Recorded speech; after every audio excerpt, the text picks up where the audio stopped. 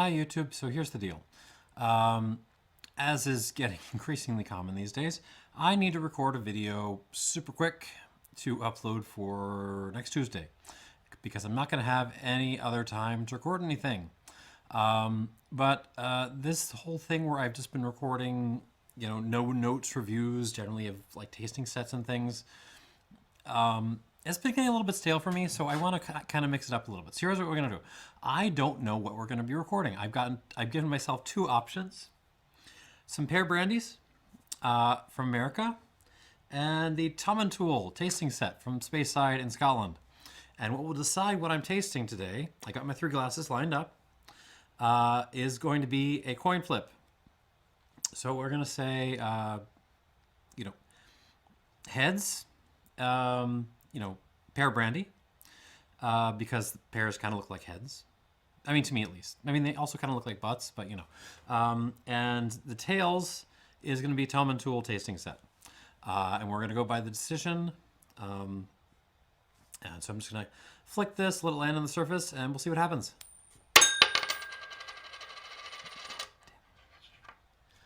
I was hoping for pear brandy, but we have landed on tails. I'm not even sure you can see. Tails. So, Tomintoul tasting set it is. Pear brandy will have to wait for another time.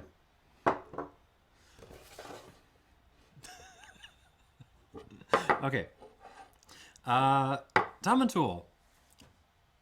Lovely little distillery in the Speyside. Let me get these things out. Never a huge name, but consistently sort of producing some nice floral, kind of slightly grassy malt. And also some very, very funky, barnyardy, stinky peaty malt, none of which is included in this set. That's kind of the fun stuff. I'm hoping Tomintoul does more of that. I thought Ballantruan and the peaty tang stuff, when it came out a couple of years ago, was just a little bit too young and probably a little bit too peaty. Like they needed to dial it back a bit, go to Springbank levels. But I found it very promising. All right, how are we gonna set this up? Gotta make this look semi-photogenic. I really should have opened these beforehand. I didn't totally plan this out, but you know what? We're gonna make this work. We're gonna power through. Oh, that's way too much. Whatever. All right, so we've got the 10-year-old Tomintoul. Is it Tomintoul or Tomintoul? I think it's Tomintoul. I think these recently changed owners, but I can't totally remember. I have seen some 46% editions of these. Nothing like that in here. Even the 21-year-old here is bottled at 40%. No notes on natural color or natural or non-chill filtration, but these also don't get that expensive. So, if they're good, despite the presentation, that speaks well to their character. All right, let's get this going. Gonna miss those pear brandies, but whatever. We'll see what we have. All right, Tomintoul 10-year-old. No useful information on it. I'm guessing this set was bottled at like 2018, something like that. But we shall find out. Classic Speyside on the nose, very fruity. Lots of dessert apple, some red delicious in there. A little Bartlett pear. Slightly floral grassy, like you took a clump of like dried grass along with some flowers in there, like quite a lot of flowers actually. Some nice honey notes, a little what is that? Like a little manuka honey actually, but mostly wildflower honey. We're sort of talking fairly generic honeys. But that manuka adds a little character, a little spice. Uh, Actually, speaking of spice, I'm getting some cinnamon, a little white pepper, a little cardamom. So we're leaning in a little bit of a chai direction, which I like. And some kind of general barrel mustiness. It smells a little bit. I don't think Tomintoul uses Dunnage warehouses, but it smells a little Dunnagey. It smells a little like musty wood funky.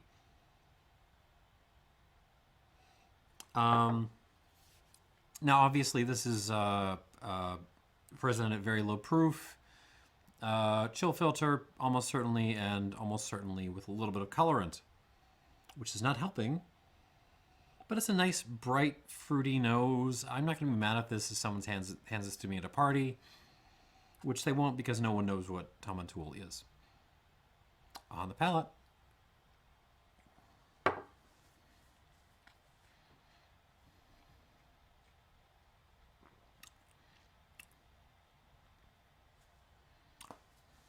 That's actually pretty nice. Relative to other 40% whiskeys, this has actually a fair bit of body.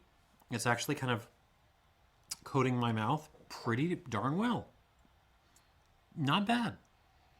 Not bad at all. Let me try this one more time. It's very, it's nicely balanced, actually. Hold on.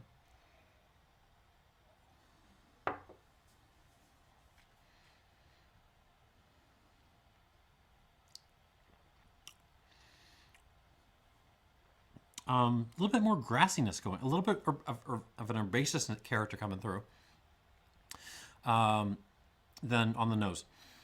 So we're again talking apples, pears, creme brulee, the honey notes from before, but I'm also getting the dried grass, and along with that, a little bit of parsley and a little bit of almost an aniseed kind of note.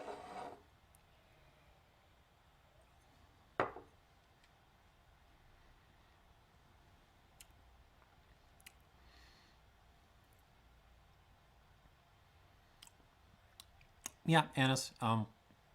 Definitely leaning more in that sort of classic space-sidey, fruity, desserty direction. But, you know, the herbaceous character of this is making it interesting.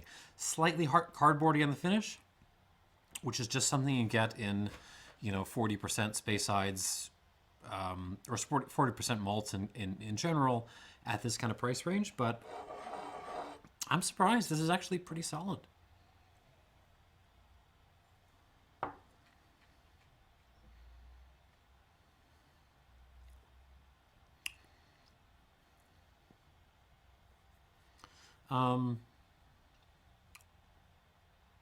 Yeah, a little bit of black tea in there, like a nice malty kind of English breakfast tea thing going on, mixed in with the all the fruit and stuff. This is nice. This is good. I mean, first, I might go through these one more time. Actually, maybe I will. I'll give this a drop of water.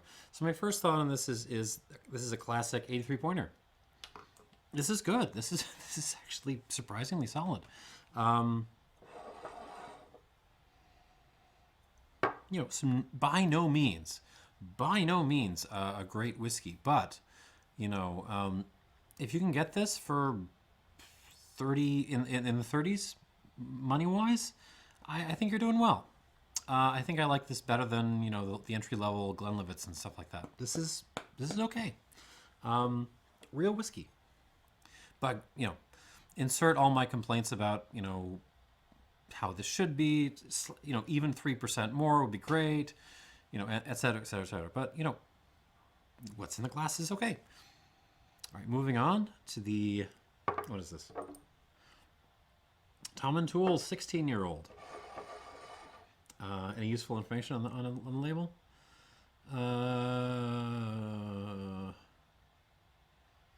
Nope, nothing of value whatsoever.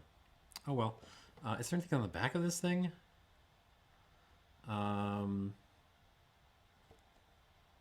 Nope.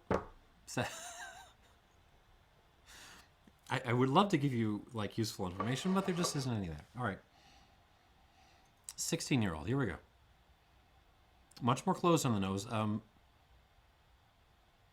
at least on this initial pass through. Let me give it a shaky, shaky, as Ralphie says. Okay, getting some more peppery elements. Some black pepper, but also a little bit of like a dry capsaicin note, like a jalapeno. Not sweet. This is dry. This is like a little bit. Okay, the grass is starting to come through. The herbaceousness is starting to come through. Quiet nose. I'm getting. This is one where I think maybe the fact that I didn't leave these open because I thought it would be clever with the whole coin flip thing is hurting this a little bit. I'm definitely going to come back to this and try to give it a better nose.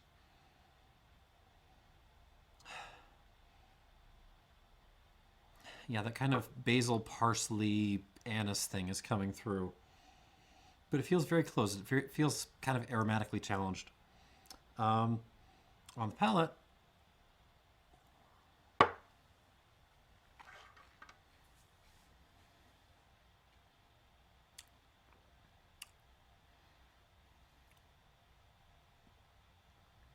also pretty good, actually. We're starting to get some sherry influence. I don't know if they haven't written anything about that on here, but that's my sense in here. I'm still getting a lot of bourbon cask influence, so we're still talking lots of maltiness, lots of appley, peary goodness.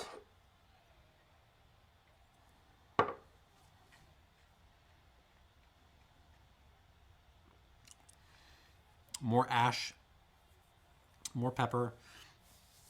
A little nuttiness there, a little like a toasted nutshell, some dates coming through, creme brulee again.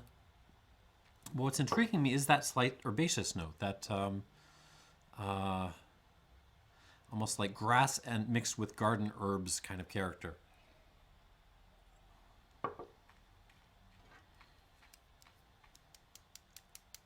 I mean, don't get me wrong, this is a much more approachable kind of malt, character-wise, than something like Anok Du, for example. But, I mean, it does show those little hints to remind you of the other side of Speyside, the more, you know, herbaceous, lean, kind of acid-driven side of Speyside. Although I'm not really getting a lot of citrus on this.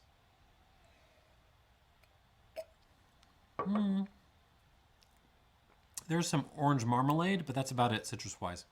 Yeah, a little marmalade. A little bit of like campfire smoke, campfire ash coming in. That's also from the sherry cask. Nice. Nothing wrong with it. But I don't really find it to be a great improvement over the 10-year-old. If I'm totally honest. Getting more sherry influence, getting more cask influence overall. I don't actually like it that much more. But, you know, it's up to the 20-year-old to bring me home. We'll come back out to the nose after this. All right, Tomintoul 21-year-old single malt Scotch whiskey. Classic floral and fruity characteristics. Careful aging. Nothing useful. All right, again, 40%. Nothing said about natural color or chill filtration.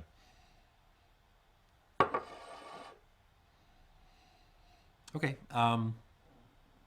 The oranginess is definitely kind of showing up pretty hard here. I'm getting a little bit of a Grand Marnier sort of a note, along with a kind of musty attic sort of note, mingled together. And the grassy kind of character of this is still there.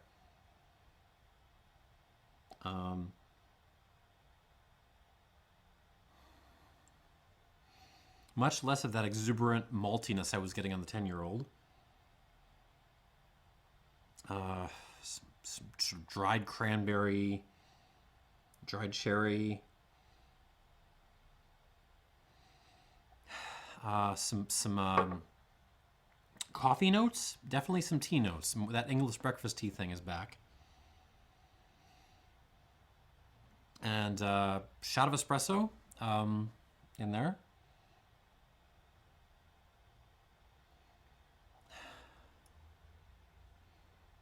Nice nose, but again, you're kind of the 10-year-old.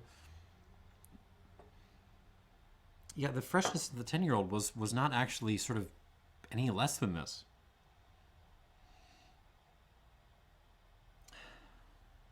Yep, nice little nose on the Tomintoul 21. On the palate.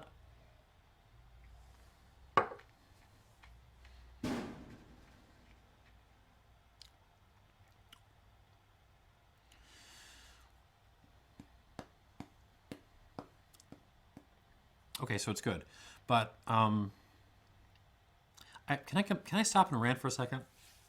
Because I want to rant.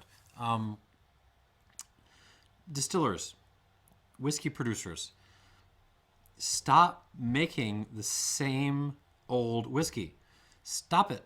Stop. I mean, every official range, almost every official range, you go through, you start looking at the 16-year-olds, 18-year-olds, 20-year-olds, and plus, and they all have the same, sherry influenced kind of musty old cask exactly the same goddamn profile.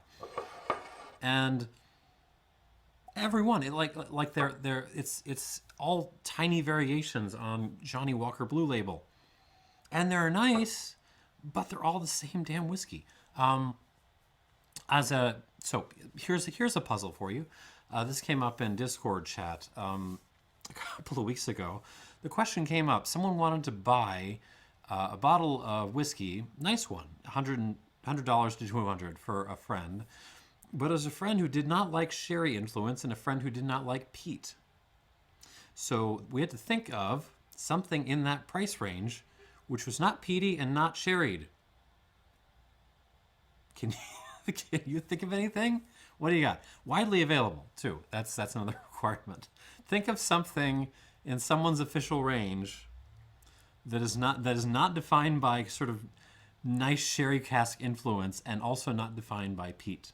That costs between $100 and $200. I mean, I would okay, you can kind of cheat and go for stuff that's been port matured, things like that, but I mean that really feels like stretching. Like there just isn't. All the older malts out there are just kind of they're either bigger, more expensive versions of peaty malts, or they're just kind of sherried versions of Tomintoul or whatever the hell it is, and it's getting really annoying. I really want something else out there. Rant over. Okay, let's get back to this.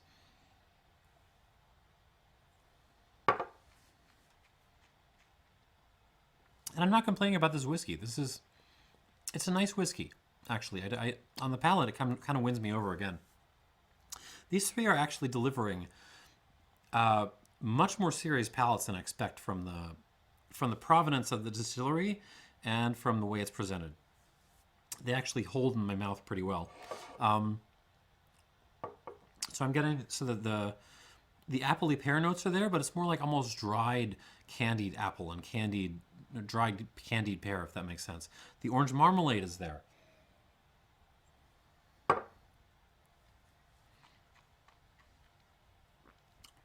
lot of dried or like old coffee grinds, but also fresh coffee grinds. What kind of coffee grinds? Brazilian coffee grinds. There's the tea notes. More like fresh tea leaves now than like stewed tea. Lots of pepper, a little bit of aromatic. Oh, not aromatic.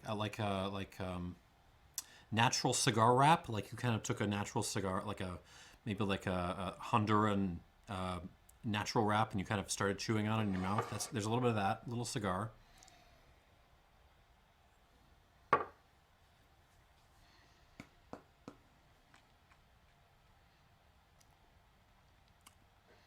It's nice. And a little bit of sort of grassiness and that kind of musty basement sort of thing. Or rather sort of musty basement / dunnage thing. I mean, it's nice. Again, all of these could use better presentation, but they're kind of powering through. I mean, they're actually doing okay. All right, I'm going to go through these one more time with literally a drop of water in them each. Because I'm particularly interested to see if the nose on the 16 changes at all. All right, back to the Tomintoul 10-year-old. Ooh, with water. There's a ton of creme brulee coming out on this now. This actually smells like desserty. This smells like just dessert now. And very nice. Lots of caramel, lots of... But in the back there, you still have that little herby character, which I like.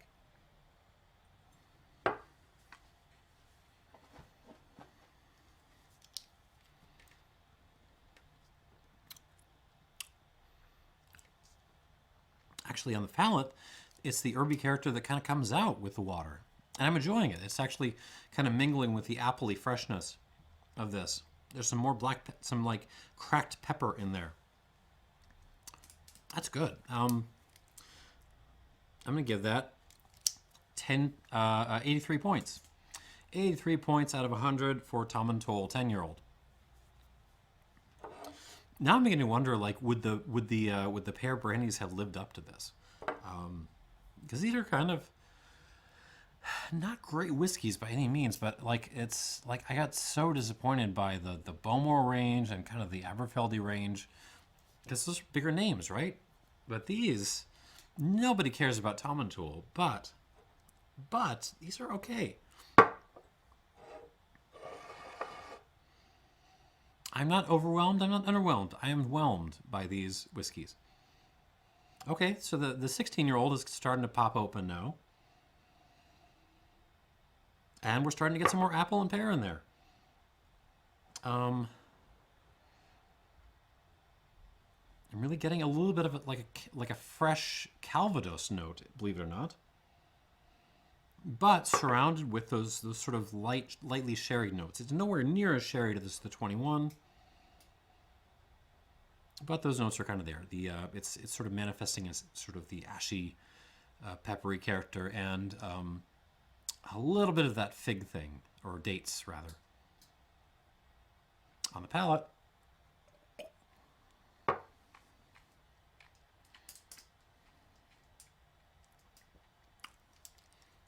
Oh, literally a drop of water and a little bit more time. It actually blossoms quite nicely. Pushing much further back in my mouth, and didn't really have a problem with mouthfeel before, but now it's a little more dominant, a little more serious. I forget which glass it was. I think it was this one.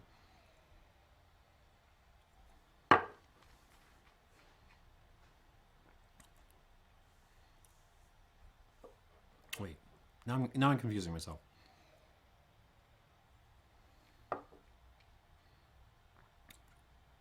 No, yeah, it was the Pulteney glass. More peppery, more ashy, but also more sort of apple peary, delicious, like apple and pear pie stuff coming out, like confectionery notes. A little bit of cream of wheat in there too.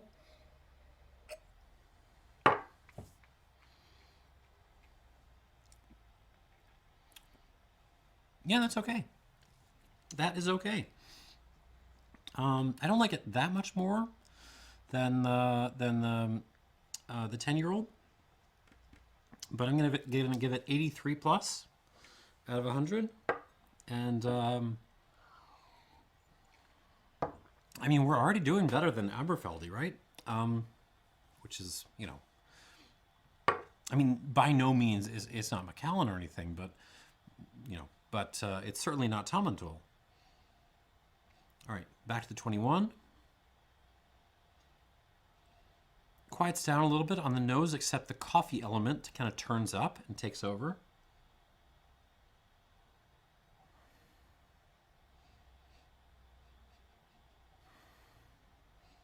And the herbs kind of pushing through a little bit. I'm wondering if the water might have been a mistake with this one. We'll see on the palate.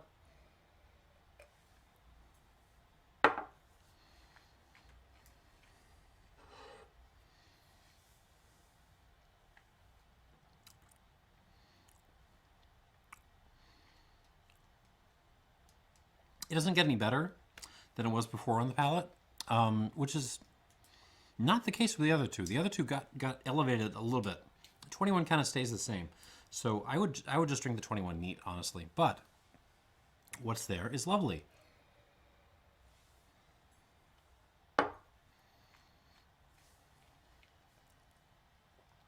It's that same coffee cigar, slightly herbaceous, slightly malty, kind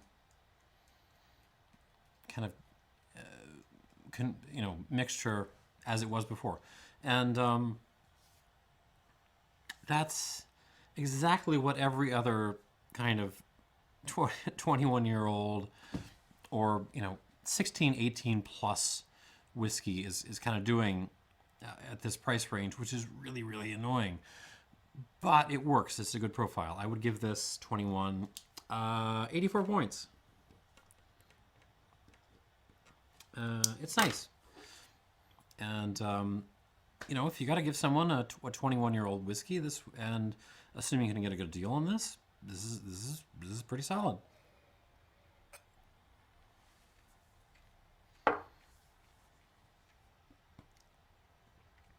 Okay. Yeah. I may have to. So I had always seen Tomintoul as a kind of third stringer, as just not like a perennial underachiever. That and I may have to change my opinion. These are actually pretty solid, especially for given how the quality level that they're presented at, the way they're presented, the 40%, and all that stuff. These are actually showing up pretty well. And I would certainly encourage the producers to start to crank things up. In fact, I have already seen some Tomintoul's. I think they're port matured or something. But it's something edging up to 46% and all that other stuff, which is great. But this entire range could use something like that, and this is good stuff. This is actually pretty good stuff. And if you want to throw some peat in there too, like some older peated Tomintoul, emphasize older, like give it some time, like it needs time. That would be great too. I ain't got more to say. 83 for the little 10-year-old, 83 plus for the 16, and 84 for the 21. Good little range. Thanks for watching, and cheers.